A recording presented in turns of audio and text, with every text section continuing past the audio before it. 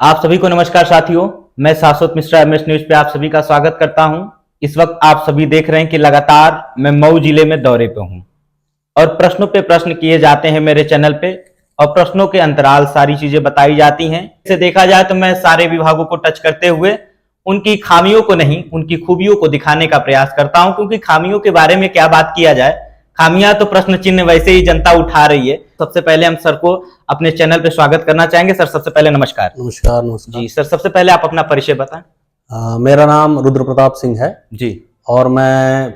न्यायपीठ बाल कल्याण समिति में अध्यक्ष पद पे कार्यरत हूं 2021 से। जी, जैसा कि आप सभी को देखने को भी मिल रहा होगा कि मेरे पीछे बैकग्राउंड में आप सभी को एक बैनर लगा हुआ है बाल कल्याण समिति का। सर ये समिति किसके अंतराल आती है?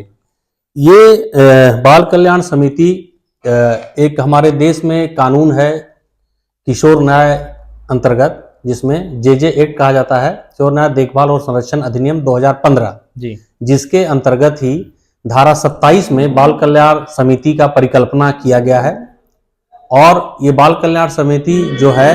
ये शासन द्वारा व्यवस्थित है और इसी के अंतर्गत यहाँ न्यायपीठ के रूप में 5 नामित सदस्य होते हैं, जिसमें एक अध्यक्ष होते हैं जो पूरी व्यवस्था चलाने के लिए देखा जाता है। जी सर, क्या ये कल्याण समिति जो कि हालांकि मैंने पीछे बता दिया कि बाल कल्याण समिति, उसको शॉर्टली में हम लोग देखा जाए तो कल्याण समिति के नाम से इस वीडियोस के माध्यम से आप सभी को बताने का प्रयास करते रहेंगे। ये जो कल्याण समिति है आपकी, सर क्या ये बच्चे कहीं गुम हो जाते हैं? जैसा कि मैं आया तो आपने बताया भी कि कोई बच्चे ऐसे हैं जो कि गुम पड़े हुए हैं रास्ते में, तो उनको कैसे अपने पेरेंट्स तक, अपने गार्जियंस तक पहुंचाया जा सकता है सर, किस तरीके से? हाँ देखिए, जो न्याय समिति है जी और बाल कल्याण समिति जिसपे हम लोग यहाँ नामित सदस्य के रूप में कार्य कर रहे हैं जी, इसमें प्रथम दृष्टया ये है कि देखभाल और संरक्षण वाले बच्चे जी, जिसके क्रम में जी, घर से गुम हुए बच्चे या घर से भागे हुए बच्चे या वो बच्चे जो अपना देखभाल नहीं कर सकते जी, या वो बच्चे जो किसी न किसी रूप में अपराध की ओर अग्रसर हो रहे हैं कहीं, वो बच्चे या वो बच्चे जिनके माता पिता नहीं हैं वो बच्चे, या किसी तरह की हिंसा अगर बच्चों के साथ हो रही है, वो भी बच्चा हमारे यहाँ स्वयं भी प्रस्तुत हो सकता है या समाज के लोग हमारे यहाँ ले आ सकते हैं, पुलिस ले आ सकती है। हमारी एक छोटी इकाई है जिला डीसीपीयू जिसको हम लोग कहते हैं, जिला मंत्री, उसके अंतर्गत भी लोग हैं। हमारे सामाजिक कार्यकर्ता भी हैं, वो भी हमारे यहाँ चीजों को ले आ सकते हैं और व्यवस्थित रूप में ये चीजें शासन के द्वारा की जाती हैं और चलती है, और जहां हम बच्चों को सुरक्षित संरक्षित करने का प्रयास करते हैं। जी, हालांकि जैसे मैं आया आपसे बात किया कि कोई बच्चे ऐसे रास्ते में पड़ जाते हैं, मिल जाते हैं, तो उनके लिए आपने बताया कि कैसे उनके गार्जियन तक पहुंचाने का कार्य किया जा सकता है। सर उसके साथ ही साथ हम आगे चलते हैं कि ये कल्याण समिति क्या बच्चों की मदद करने के लिए भी है, जो बड़े बड़े बच्चे हैं? बड़े बच्चे नहीं, ये एक्चुअल जो मंशा है एक्ट की, उसमें यह 0 से 18 वर्ष तक के जो बच्चे हैं जी, वो ही हमारे सुरक्षा और संरक्षण की ये में आते हैं। 18 साल से ऊपर जो भी है वो दूसरे जो डिपार्टमेंट है शासन के, उसके अंतर्गत वो सब जाते हैं। लेकिन ये है कि अगर किसी तरह की व्यवस्था होती है और बच्चा अगर संरक्षित नहीं हो पा रहा है, तो अगर वो हमारे यहाँ आता है तो उसकी भी निश्चित तौर पे सहयोग होती है और उन डिपार्टमेंटों के साथ उसे लिंक किया जाता है। जैसा कि आप सभी देख रहे हैं कि आज के समय में वो लड़का हो या लड़की हो, किसी की भी देख रहे हैं कि हत्या कहीं भी कर दी जा रही है, निर्मम हत्याएं हो रही हैं और अपने पेरेंट्स जो है अपने ही बच्चे को राह चलते छोड़ के चले जा रहे हैं। अगर उनको कोई गोद लेना चाह रहा हो, जैसे कि आपने बता ही दिया पहले प्रश्न में ही, लेकिन अगर ऐसे मान लीजिए कोई रेंडमली चाहता हो कि मुझे भी बच्चा अडॉप्ट करना चाहिए, तो वो कैसे अडॉप्ट कर सकते हैं? क्या क्या चीजें उसके लिए चाहिए होती है? देखिए, भारत सरकार की एक इकाई है, केंद्रीय दत्तक ग्रहण अभिकरण है, जिसे कारा के नाम से जाना जाता है जी। उसकी और हर जनपद में शासन स्तर से बच्चों के लिए एक गृह भी बनाया गया है। जो बच्चे सड़क पे फेंक दिए जा रहे हैं या किसी कारणवश आ जा रहे हैं, जैसे भी,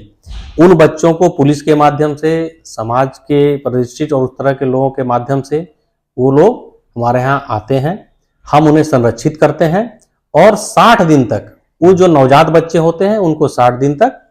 और अगर नवजात से ऊपर बच्चे हैं, अगर 2 साल 3 साल के बच्चे हैं, तो उन्हें फिर हम लोग करीब 90 दिन तक उसको संरक्षण देते हैं। और फिर अखबारों में हम उसकी पूरी विज्ञप्ति निकालते हैं कि अगर कोई इनका दावा पेश करने वाला व्यक्ति अगर है, तो इतने दिन के अंदर वो संबंधित जिला प्रोबेशन इकाई या बाल कल्याण समिति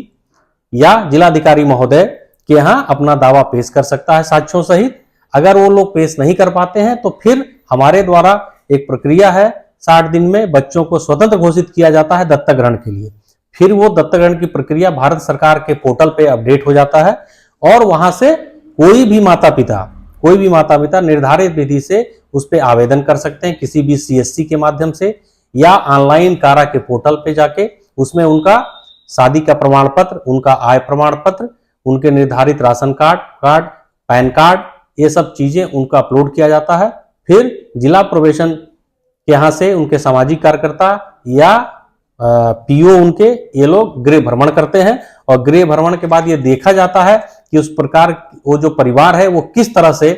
अपना जीवन यापन कर रहा है, क्या वो बच्चे को रखने के लिए सक्षम है या उनके पास कोई बच्चा और पहले से अगर है तो उनकी सहमति ली जाती है। और उसके बाद भारत सरकार की जो कारा है वो पूरी प्रक्रिया के दौरान एक निर्धारित शुल्क के बाद वो बच्चा उनको दिया जाता है। उसमें एक और कैटेगरी है कि 60 दिन के लिए बच्चा उनको दिया जाता है और 60 दिन तक पूरा विभाग उसकी मॉनिटरिंग करता है। और जब परिवार और माता पिता और बच्चे जब घुल मिल जाते हैं तब फाइनल एडॉप्शन या दत्तक ग्रहण की प्रक्रिया जिलाधिकारी महोदय के हस्ताक्षर के द्वारा किया जाता है। जी, तो आज के समय में देखा जा रहा है कि बहुत सारे ऐसे कांड हो रहे हैं जो हम बयान नहीं कर सकते अपने कैमरे के माध्यम से भी। और आप सभी देख रहे हैं कि निर्मम हत्याएं, जैसा कि मैंने पहले ही बताया, बच्चा ही अपने गार्जियन को मार दे रहा है। तो इस सिचुएशन में क्या करता है ये कल्याण विभाग समिति जो है, इस सिचुएशन में क्या करेगा? देखिए, अगर इस तरह की घटनाएं हो रही हैं और बच्चा और परिवार के बीच अगर दूरियां बन गई हैं और बच्चा अगर परिवार में घटनाएं कर दे रहा है माँ बाप के साथ मारपीट या जिस तरह की, तो उसके लिए किशोर न्याय देखभाल संरक्षण अधिनियम 2015 के अंतर्गत ही एक जुवेनाइल जस्टिस कमेटी है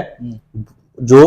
वो उस चीज को, उपचार वाले बच्चों को उनके द्वारा निर्धारित किया जाता है, उन्हें सुधार गृह में भेजा जाता है, उनकी प्रॉपर काउंसलिंग की जाती है, उन्हें परामर्श दिया जाता है और उनका इंडिविजुअल केयर प्लान भी बनाया जाता है कि वो बच्चा आखिर करना क्या चाह रहा था, अगर कोई घटना वो कर रहा तो उसके पीछे का कारण क्या है। उस कारण पे यहाँ जो हमारे यहाँ स्टाफ और outreach worker, social worker, programme officer जितने लोग हैं वो उस पर काम करते हैं। इस तरह की चीजों को देखते हुए ही हम लोग निर्धारित रूप से आगे जाते हैं। अगर देखभाल और संरक्षण की प्रक्रिया में अगर कोई बच्चा हमारे यहाँ आता है तो हमारे यहाँ पहले उसके परामर्श, उसकी काउंसलिंग दी जाती है, फिर समझा जाता है कि आखिर अगर बच्चा अगर इस तरह की गतिविधि में जा रहा है तो उसके पीछे का कारण क्या है, पारिवारिक है या उसका एक पीयर ग्रुप जो उसके दोस्त हैं उस ग्रुप का क्या है, कैसे लोगों के साथ उठना बैठना है, तब जाके फिर हम उसका इंडिविजुअल केयर प्लान बनाते हैं और फिर आगे की प्रक्रिया में उसे लेके जाते हैं। जी, जैसा कि आप सभी देख रहे हैं लगातार प्रश्नों पे प्रश्न किए जा रहे हैं सर से। सर का ज्यादा समय नहीं लेंगे, मात्र 2 प्रश्न और रहेंगे। सर, जैसे कि आप सभी देख रहे हैं आजकल के माहौल में जो बच्चे हैं वो लव मैरिज, लव के चक्कर में पड़ रहे हैं, तो कई घटनाएं ऐसी देखने को मिलती हैं हमें कि आपस में उन लोगों का कनेक्शन हो जाता है, चाहे वो लड़का हो लड़की हो, उनके बीच अगर कुछ ऐसी गलत बातें हो जाती हैं, गलत चीजें हो जाती है, तो उसको कैसे आप सॉल्व करते हैं, प्रॉब्लम को जो है कैसे, सॉल्यूशन को कैसे, वो सारी चीजें हैंडल करते हैं आप लोग? देखिए, ये जो हमारी कमेटी है जिस पे हम लोग काम कर रहे हैं जी, ये विषय है एक उम्र का, जो कि एक उम्र के बाद जो जेनेटिक बॉडी में परिवर्तन होता है, एक दूसरे के तरफ आकर्षण की प्रवृत्ति है जो मेडिकल भी उसको मानता है। लेकिन हाँ, यहाँ एक बहुत बड़ा रोल है और मैं आपके चैनल के माध्यम से माँ बाप को कहना का प्रयास करूंगा कि बच्चे को समझने का प्रयास करें, बच्चे को सुनने का प्रयास करें। और बच्चे आज के समय में क्या कर रहे हैं, क्योंकि मोबाइल का युग है, हर घर में मोबाइल है और मोबाइल के जरिए ही बहुत चीजें पहुंच रही हैं, तो निश्चित तौर पे हम माँ बाप को भी अपने में परिवर्तन करना पड़ेगा और परिवर्तन के साथ ही बच्चों पे पैनी नजर रखनी पड़ेगी कि हमारा बच्चा कैसे रह रहा है, अगर मोबाइल में है तो मोबाइल में वह क्या चीजें, फीचर्स देख रहा है या कैसे जा रहा है, पढ़ाई जब कर रहा है तो क्या हम उस समय उसके साथ आधा घंटा बैठ सकते हैं कि वो क्या चीजें पढ़ रहा है या देख रहा है। लेकिन इसमें एक बड़ी विडंबना यह है कि एक वर्ग बहुत है जो हमारे इस तकनीक से दूर है, उस जगहों पे काफी दिक्कतें आ रही हैं जिससे घटनाएं हमारे यहाँ बढ़ रही हैं।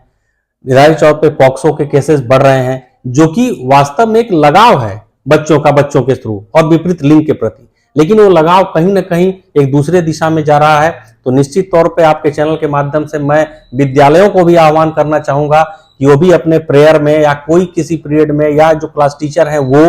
बच्चों को इस तरह के खतरों के लिए अवेयर करें, उनमें नैतिकता की चीजों को भी बताएं और साथ में ये भी बताएं कि जो हमारे देश में कानूनें बनी हुई हैं उस कानून को भी, बाल विवाह का कानून है, अगर पॉक्सो है, पॉक्सो की कमेटी भी विद्यालयों में गठन करने का प्रोविजन सरकार ने किया हुआ है। सभी विद्यालयों में और उस तरह के भवन में वहां पे बाल संसद और बाल कमेटी बनाने की बात भी शासन की मंशा के अनुरूप की जा रही है। तो एक प्रक्रिया है और मेरा ये मानना है कि एक बच्चे को सुरक्षित रखना किसी डिपार्टमेंट का काम नहीं हो सकता, ये सबका काम है। जब सब लोग एक साथ मिलकर प्रयास करेंगे तभी हम एक बच्चे को सुरक्षित रख पाएंगे। और एक बच्चे के पूरे विकास में और पूरी प्रक्रिया में 15 से 16 डिपार्टमेंट आते हैं हमारे शासन और सरकार के, जो एक बच्चे को पूर्ण विकसित करने में आते हैं, चाहे वो उनके खाने का हो, चाहे उनके शिक्षा का हो, चाहे उनके अपने डेवलपमेंट का हो। तो ये एक पूरी प्रक्रिया है और इस प्रक्रिया को चलने में जब तक हर लोग प्रयास नहीं करेंगे तब तक कोई परिवर्तन नहीं हो सकता। जी धन्यवाद। जैसा कि सर आप हमारे मऊ जिले में क्या संदेश पहुंचाना चाहते हैं बच्चों तक और उनके गार्जियन तक? देखिए, दो चीज हमारा एक कहना है कि एक तो बच्चों को सुनने की प्रक्रिया लोग डालें, माँ बाप उनसे सुनने का प्रयास करें और बच्चों के साथ बैठना जरूर आवश्यक है कि बच्चों के साथ आधा घंटा जरूर बैठें, उन्हें समझें और जानें। और दूसरा मेरा एक कहना है कि जो नवजात बच्चे किसी कारणवश अगर किसी बच्चे या उन परिवारों के द्वारा या लड़के या लड़कियों द्वारा कोई ऐसी गलती हो जा रही है कि जो कि हमारे देश के कानून के विधा में है, जिसके लिए तो मेरा आह्वान है कि कोई भी बच्चा अगर आपको सड़क पे ऐसा मिल रहा है तो आप जिलाधिकारी महोदय या जिला प्रोटेक्शन अधिकारी या बाल कल्याण समिति का नंबर हर जगह है, आप वहां से बात करें या अपने निश्चित वो पे चाइल्ड लाइन हमारे यहाँ चल रहा है, चाइल्ड लाइन 1098 उस पे फोन कर सकते हैं या 112 पे कर सकते हैं और उसकी तुरंत सूचना देंगे तो निश्चित तौर पे ये विभाग हम लोग सब कुछ मिलकर उस बच्चे को सुरक्षित और संरक्षित किया जा सकेगा और अपने मऊ के लिए एक दिशा दिया जा सकेगा। जी धन्यवाद। जैसा कि आप सभी देख रहे हैं कि हमारे साथ लगातार जुड़े हुए थे आदरणीय सर, और पीछे आप सभी देख रहे हैं कि बाल कल्याण समिति के अंतर्गत जो भी सारी चीजें आती हैं मैंने अपने चैनल के द्वारा आप सभी को दिखाने का प्रयास किया। सर हालांकि अब तो प्रश्न हालांकि खत्म ही हो गया है, ये जो बोलने का तरीका आपने कहाँ से सीखा? आपको तो कम्युनिकेशन में होना चाहिए सर मास कम्युनिकेशन में आपको तो होना चाहिए, तो ये चीजें कहाँ से? आप इसी विभाग में आना चाहते थे या फिर पहले कहीं और भी जाना चाहते थे? मेरा जो व्यक्तिगत मानना है कि मैं सामाजिक क्षेत्र में भी रहा हूं और मैं विधि स्नातक हूं पेशे से, मैं अधिवक्ता हूं जी, लेकिन ज्यादा समय मैं सामाजिक क्षेत्र में ही दिया हूं जी, और करीब 17-18 साल से ही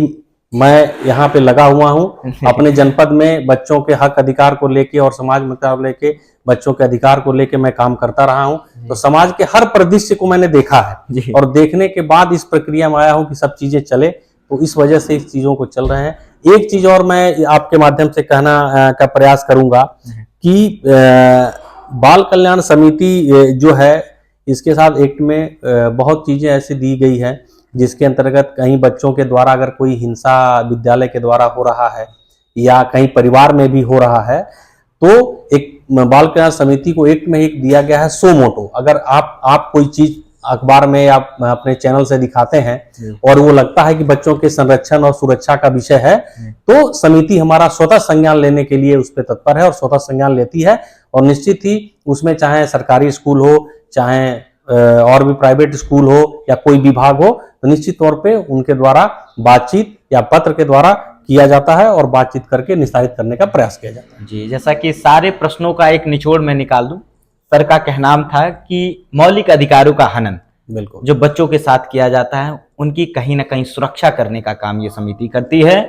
बच्चों को सुरक्षा देने का काम करती है, बच्चों के साथ साथ उन गार्जियन को तकलीफ ना हो उनको भी सुरक्षा देने का काम करती है और ये हमेशा तत्पर आपके लिए हमेशा रहेगी। सर ने बताया भी, कुछ नंबर भी सर ने बताया कि आप उस साइट से जाके तुरंत कहीं अगर ऐसा लगता है कि किसी बच्चे के साथ गलत काम कर रहे हैं लोग या फिर कोई ऐसा दुर्व्यवहार हो रहा है तो इस समिति से जुड़ करके इस समिति को कॉल करके या फिर इस समिति से कांटेक्ट करके आप उसकी कंप्लेन तत्काल कर सकते हैं। तब तक के लिए धन्यवाद, नमस्कार, जय हिंद, जय भारत।